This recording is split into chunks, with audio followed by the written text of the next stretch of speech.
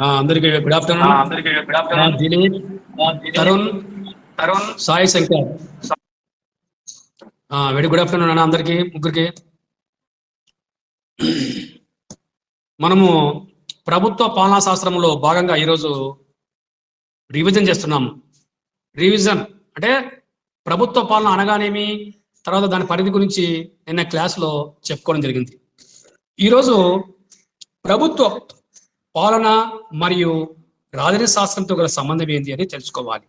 కొన్ని విషయాలు మనము తెలుసుకుందాం. ప్రభుత్వ పాలన రాజనీతి శాస్త్రంతో గల సంబంధం ఏముంటాయనేది బ్రీఫ్గా మనం కొన్ని విషయాలు చెప్పడం జరిగింది.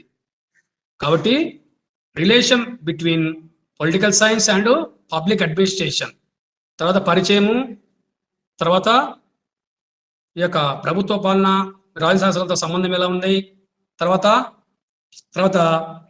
రాజనీతి ఉద్యోగులు, తర్వాత పాలనా ఉద్యోగులు గురించి భేదాల గురించి, తర్వాత పాలనా ఉద్యోగుల గురించి విధులు, ఫంక్షన్స్ ఆఫ్ అడ్మినిస్ట్రేషన్ గురించి మనం బ్రీఫ్గా ఇప్పుడు కొన్ని విషయాలు తెలుసుకుంటాం.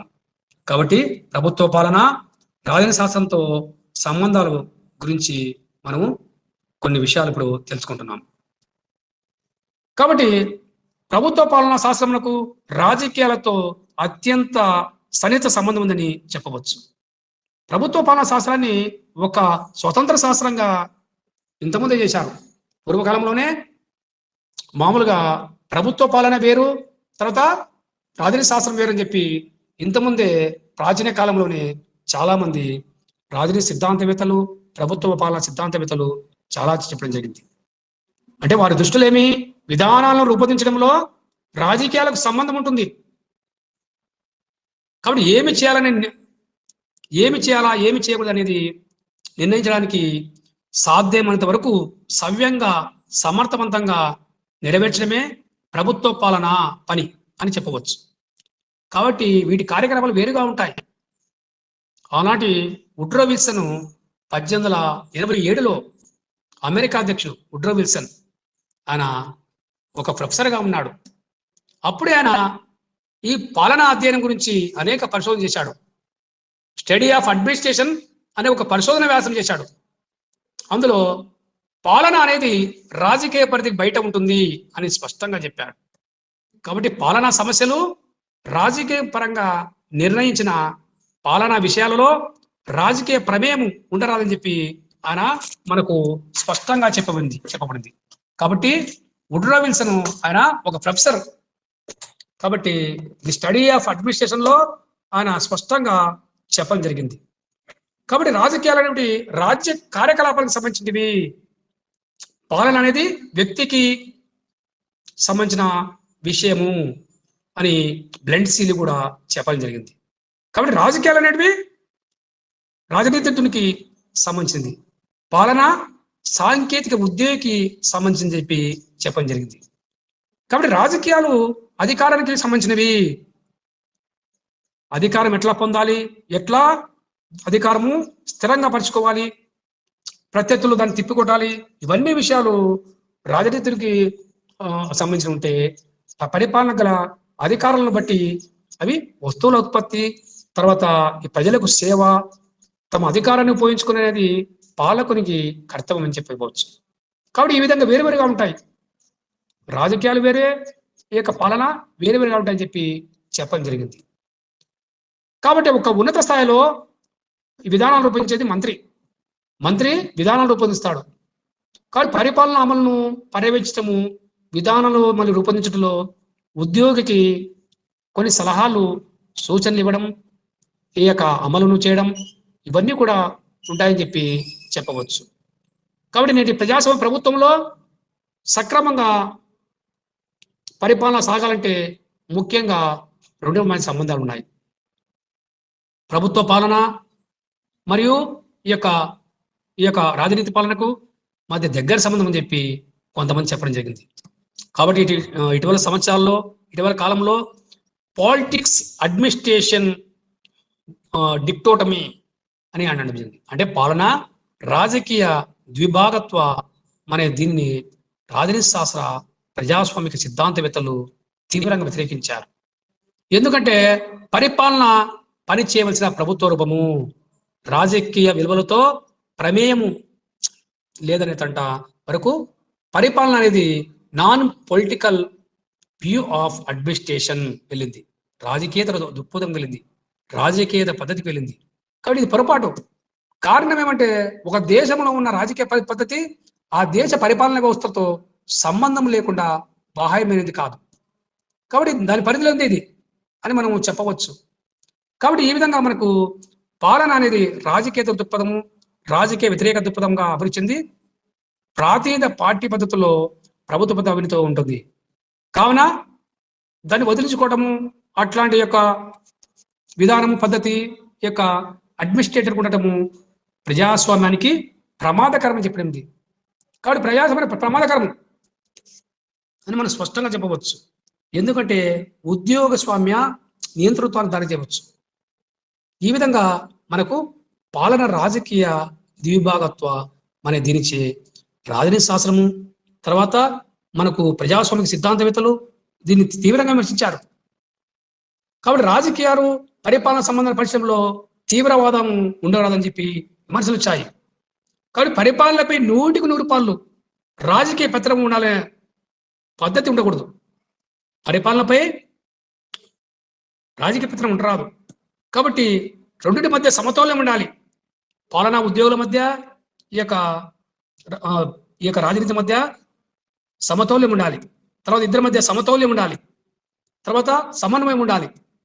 కాబట్టి రాజకీయవాదులు రాజకీయాలకు పరిపాలన స్థూల లక్ష్యాల సంబంధం ఉండగా అవసరమైన యొక్క వివరాలను పరిపాలకులు ఇవ్వవలే.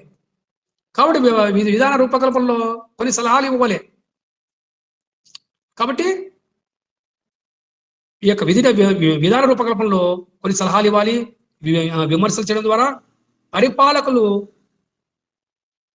అడ్మినిస్ట్రేటర్కు సహాయం చేయవచ్చు, కొన్ని సూచనలు ఇవ్వచ్చు. కాబట్టి ఈ విధానం యొక్క నిర్ణయంలో రాజకీయవాది ప్రజాస్వామ్యానికి అందుబాటులో ఉండాలి, కొన్ని సలహాలు సూచనలు ఇవ్వాలి. కాబట్టి విధాన అమల్లో ఈ యొక్క నిపుణ జ్ఞాన విషయాలతో తన పరిమితులను రాజకీయవాది ఆమోదించే వరకు తన విధుల ఆక్రమణ గురించి పరిపాలకుడు ఆందోళన పడని అవసరం లేదు అని చెప్పడం జరిగింది. కాబట్టి ఈ విధంగా మనకు ఇంగ్లాండ్లో ఇలాంటి సాంప్రదాయం ఉంది.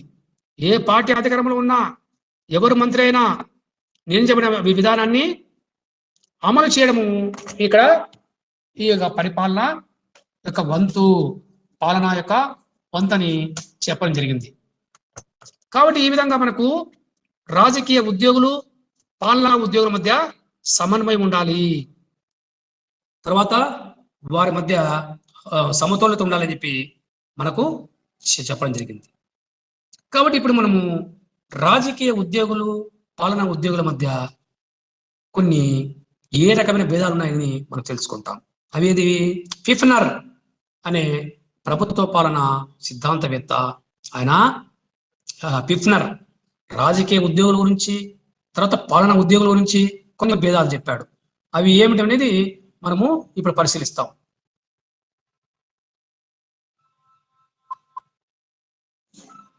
ఇక్కడ మనం గమనించినట్లయితే రాజకీయ ఉద్యోగులు తర్వాత పాలనా ఉద్యోగులు, రాజకీయ ఉద్యోగులు మరియు పాలనా ఉద్యోగుల మధ్య భేదాల గురించి మనం తెలుసుకున్నట్లయితే ఒక వృత్తికి సంబంధించిన వారు ఎవరు? రాజకీయ ఉద్యోగులు. తర్వాత పాలనా ఉద్యోగులు వృత్తి సంబంధమైన వారు. తర్వాత రాజకీయ ఉద్యోగులు సాంకేతిక జ్ఞానం లేనివాడు, అంతే కదా. ఈ పాలనా ఉద్యోగులు సాంకేతిక జ్ఞానము కలవాడు అని చెప్పవచ్చు. తర్వాత మనం రాజకీయ ఉద్యోగులు చూస్తే పక్షపాతి అని చెప్పండి. పక్షపాతి. ఈ పాలనా ఉద్యోగులు నిష్పక్షపాతి. తర్వాత మనకు రాజకీయ ఉద్యోగుల్లో తాత్కాలిక ఉద్యోగి అంటే టెంపరవరీ. లోక్సభ మనకు ఎమ్మెల్యేలో యొక్క ఎన్నికల్లో 5 సంవత్సరాలు ఉంటాడు ఎమ్మెల్యే, తర్వాత ఎంపీ 5 సంవత్సరాలు ఉంటాడు. అట్లా కాకుండా ఈ యొక్క పాలనా ఉద్యోగులు అయితే శాశ్వత ఉద్యోగి అంటే అతను పర్మనెంట్ ఉద్యోగి అని చెప్పవచ్చు. రాజకీయ ఉద్యోగులు ఎక్కువ ప్రజలతో సంబంధం కలిగి ఉంటారు. శాసన నిర్మాణ శాఖతో ఎక్కువ సంబంధాలు కలవాడు అంటే మోర్ రిలేటెడ్ కాంటాక్ట్స్. తర్వాత ఈ పాలనా ఉద్యోగాలు చూస్తే విధాన ఈ యొక్క పాలనా ఉద్యోగాలు వస్తే శాసన నిర్మాణ శాఖతో తక్కువ సంబంధాలు ఉంటాయి. ఎందుకంటే లెస్ లెజిస్లేటివ్ కాంటాక్ట్స్ అని చెప్పవచ్చు. తర్వాత మనకు ఈ యొక్క భేదాలలో రాజకీయ ఉద్యోగులు గురించి విధాన నిర్ణేత అన్నారు. మోర్ పాలసీ ఫార్మేటింగ్, విధాన నిర్ణేతగా చెప్పడం జరిగింది. విధాన నిర్ణేత. తర్వాత ఈ పాలనా ఉద్యోగుల్లో మనం తెలుసుకున్నట్లయితే ముఖ్యంగా విధాన నిర్ణయంలో ప్రాముఖ్యత లేని వారు. అంతే కదా, విధానాల యొక్క నిర్ణయాల్లో ప్రభుత్వ ఉద్యోగులు ఎలాంటి సంబంధం ఉండదు. రాజకీయ ఉద్యోగులు ఏం చేస్తారు, వాళ్ళు విధానాలు ఎక్కువ చేస్తారు, ప్రభుత్వ విధానాలు అమలుపరుస్తారు అని చెప్పవచ్చు. లోక్సభలో కానీ తర్వాత అసెంబ్లీలో కానీ వారు ప్రశ్నోత్తరాల సమయంలో ప్రజలకు సంబంధించిన అనేక ప్రశ్నలు వేస్తారు. రాజకీయ ఉద్యోగులు పాలన ఉద్యోగులు ఏమైనా ఇస్తారా, వాళ్ళకి సంబంధం లేదు. కాబట్టి రాజకీయ ఉద్యోగులు సమన్వయ సంబంధాలు ఎక్కువగా ఉన్నవారు. More contacts in peoples, more coordination. ఈ యొక్క ప్రజలతో సమన్వయం కలిగి ఉంటారు, మంచి సంబంధాలు కలిగి ఉంటారు. పాలన ఉద్యోగులు ఎలాంటి సంబంధం ఉండదు. అమలుకు సంబంధించిన ఈ యొక్క విధులు ఎక్కువగా మామూలుగా మోర్ ప్రిఫరెన్స్, ఎందుకంటే విధులకు బాధ్యత ఇస్తాడు. కాబట్టి ఈ విధంగా మనకు ఎక్కువగా నిర్ణయాలు చేసే వారిలో రాజకీయ ఉద్యోగులు అంటారు. అమలుకు సంబంధించిన విధులు ఎక్కువగా ఉన్నవారు పాలన ఉద్యోగులని చెప్పడం జరిగింది. తర్వాత మనకు సమన్వయ సంబంధాలు ఎక్కువగా ఉన్నవాడు ఎవరు, రాజకీయ ఉద్యోగులు అని చెప్పవచ్చు. తర్వాత పాలనా ఉద్యోగులు అమలుకు సంబంధించిన విధులు ఎక్కువగా ఉన్నవాడు. తర్వాత ప్రజాభిప్రాయానికి ఈ యొక్క ప్రభావితమయ్యేవాడెవడు, రాజకీయ ఉద్యోగులు. తర్వాత పాలనా ఉద్యోగులు ముఖ్యంగా పరిశోధన ద్వారా సేకరించిన సమాచారానికి లోనయ్యేవాడు. అంటే పరిశోధన ద్వారా సేకరించిన సమాచారానికి లోనయ్యేవాడే ఈ యొక్క పాలనా ఉద్యోగని మనకు స్పష్టంగా చెప్పడం జరిగింది. కాబట్టి దీన్ని బట్టి రెండు రకాలుగా ఉద్యోగుల విధులను మనము ఉజ్జాయింపుగా చల్చవచ్చు. రాజకీయ ఉద్యోగి ముఖ్య విధానాలను ప్రారంభిస్తాడు, అవి సక్రమంగా అమలు జరుగుతున్న లేదని పర్యవేక్షిస్తాడు. కాబట్టి ప్రజల సాధక బాధలను సంబంధంగా అతడు పరిపాలనలో తగు జోక్యం చేసుకొని వాటిని వారించవచ్చు. కాబట్టి పరిపాలనా ఉద్యోగులను సంప్రదించి ఈ యొక్క నివారణకు పూనుకుంటారు. కాబట్టి అమల్లో ఉన్న చట్టం వలన ఇబ్బందులు ఉంటే పాలనా ఉద్యోగి ఏం చేస్తాడు, తమ దృష్టికి తీసుకొస్తే వాటిని పరిష్కారం చేస్తాడని చెప్పవచ్చు. అయితే కొన్ని రాజకీయ ఉద్యోగులు ఈ పాలనా ఉద్యోగుల మధ్య ఈ యొక్క ఫిఫ్నర్ కొన్ని భేదాలు చెప్పడం జరిగింది. కాబట్టి ఈ విధంగా మనకు ఈ యొక్క రాజకీయ ఉద్యోగులు పాలనా ఉద్యోగుల మధ్య కొన్ని భేదాలు చెప్పడం జరిగింది. తర్వాత పాలనా ఉద్యోగుల యొక్క విధులు ఏమైనా ఉన్నాయంటే ఉన్నాయి. పాలనా ఉద్యోగులు అడ్మినిస్ట్రేటివ్ ఎంప్లాయీస్ యొక్క భేదాలు ఉన్నాయంటే మనము ఈ యొక్క విధులు తెలుసుకోవాలి. అట్లే పాలనా ఉద్యోగుల విధులు ఏముంటాయి, రాజకీయ ప్రధాన ఉద్యోగులతో విధాన రూపకల్పనలో సహకరించవలే, అందుకు అవసరమైన సమాచారము ఈ విధానముల్లో వచ్చే సాధక బాధలు ఈ యొక్క నిపుణత జ్ఞానం ద్వారా తెలియజేయవలే. కాబట్టి అనుభవం దృష్ట్యా ముఖ్యంగా మనకు కొత్త విధానం ప్రారంభించమని సూచించడం, శాసన వివరణ, కొత్త సేవల ప్రారంభము, ఇవన్నీ కూడా మంత్రిచే ఆమోదించబడి అమలు చేయవచ్చు. కాబట్టి పాలనా ఉద్యోగుల యొక్క విధుల్లో మనము మొట్టమొదటి చూసినట్లయితే రాజకీయ ప్రధాన ఉద్యోగులతో విధాన రూపకల్పనలో సహకరించవలే. ఫస్ట్ పాయింట్, పరిపాలనా ఉద్యోగి రాజకీయ ప్రధాన ఉద్యోగితో విధాన రూపకల్పనలో సహకరించవలే, అందుకు అవసరమైన సమాచారం ఇవ్వాలా.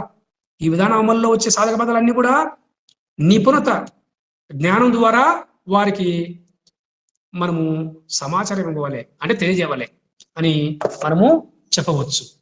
అదేవిధంగా మనకు ఈ యొక్క పాలనా ఉద్యోగులు చూస్తే దీని యొక్క సంబంధంలో యొక్క విధులు ఇస్తే మనకు ముఖ్యంగా పాలనా రంగంలో వివేచన సంబంధం లేని విషయాల్లో గౌరవ విధానాల్లో తానే శ్రీకారం చెప్పవచ్చు. ఆధీనుల పనులపై ముఖ్యంగా 3వ పాయింట్ ఉంది, ఆధీనుల పనులపై పాలనాధిపతికి వివేచన పర్యవేక్షణ అధికారులు ఉంటాయి. ఇవి క్రమాంక శ్రేణిలో ఉంటుంది. తక్షణ ఆధీనతుల ద్వారా పై ఉద్యోగి క్రింది ఉద్యోగిని జవాబుదారిగా చేరాదు. అంటే ప్రధాన కార్యనిర్వాహకుడు తన ఆధీన ఉద్యోగుల ద్వారా అన్ని బాధ్యతలు ఒకరికే అప్పచెప్పకూడదు. అది పాలనలో ఈ యొక్క వ్యవస్థలో అన్ని పనులు ఒక్కడే చేయలేడు. కాబట్టి అవి కొన్ని పనులు వారికి అప్పచెప్తాడు. ఎవరికి? ఆధీనులు. ఎవరు? కార్మికులు. కాబట్టి ఆధీనుల పనులపై పత్తికి పర్యవేక్షణ అధికారాలు ఉంటాయి. అంటే ప్రధాన కార్యనిర్వాహకుడికి పర్యవేక్షణ అధికారాలు ఉంటాయి. ఇది ఒక క్రమాంక శ్రేణిలో ఉంటుంది. అదేవిధంగా ఏ ప్రతిపాదన అయినప్పటికీ అసమ్మతి, విమర్శ తెలుపవలసి ఉంటుంది. ఏ ఉద్యోగి అయినా పై వారికి తప్పక తెలియజేయడము వారి హక్కు, వారి విధంగా చెప్పవచ్చు. కాబట్టి పైవారి మెప్పు కోసము నియమాలను అతిక్రమించరాదు. వారి యొక్క నియమాలను అతిక్రమించకుండా వారి సంబంధించిన విధి మాత్రమే వారు చేయాలి.